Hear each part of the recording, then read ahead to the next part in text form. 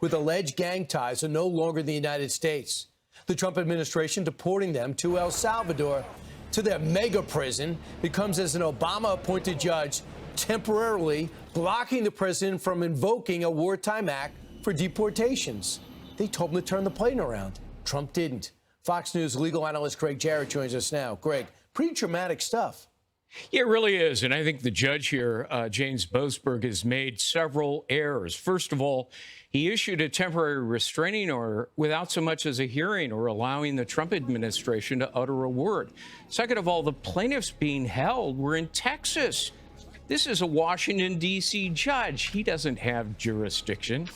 And finally, the exclusive remedy here under that law is what's known as a habeas petition. It's not a temporary restraining order.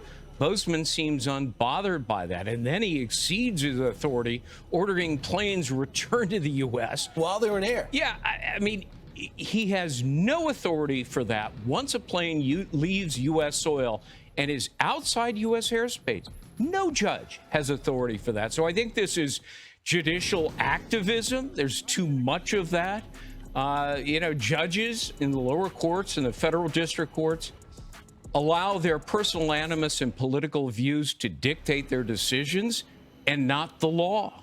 137 were tossed, 101 were Venezuelan TDA guys, 21 MS-13, 2 special cases of MS-13. They were actual ringleaders. So we'll see where that stands.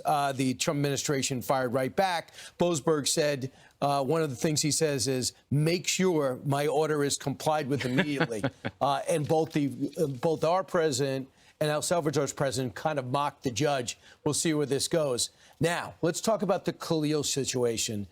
He is the Colombia protester who is a 30-year-old graduate student who graduated, still living in campus housing, came over from Syria, went to London, somehow got a berth into America's elite college, and then has created havoc since then.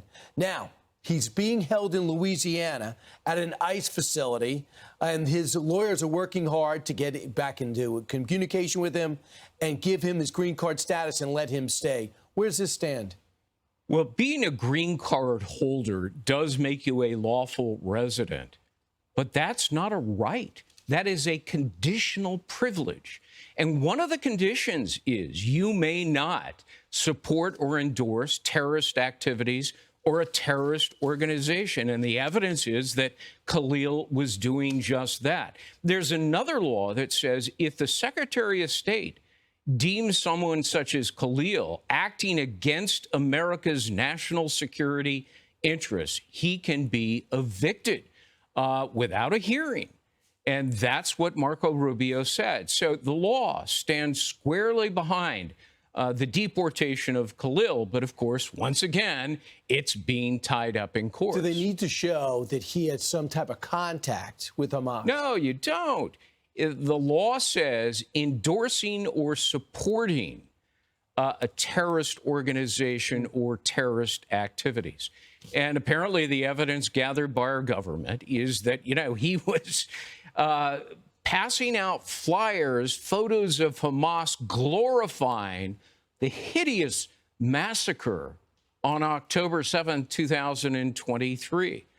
That is supporting terrorist activity, no question about it. Greg, no doubt about it. It's going to be interesting because there's more to come. It's not just Khalil. There are plenty others in Colombia. They're investigating multiple colleges across the country. That's right. And we begin at the Ivy League schools. Greg, thanks so much. My pleasure, bro. All right. Meanwhile, I'm Steve Doocy. I'm Brian Kilmeade. And I'm Ainsley Earhart. And click here to subscribe to the Fox News YouTube page to catch our hottest interviews and most compelling analysis.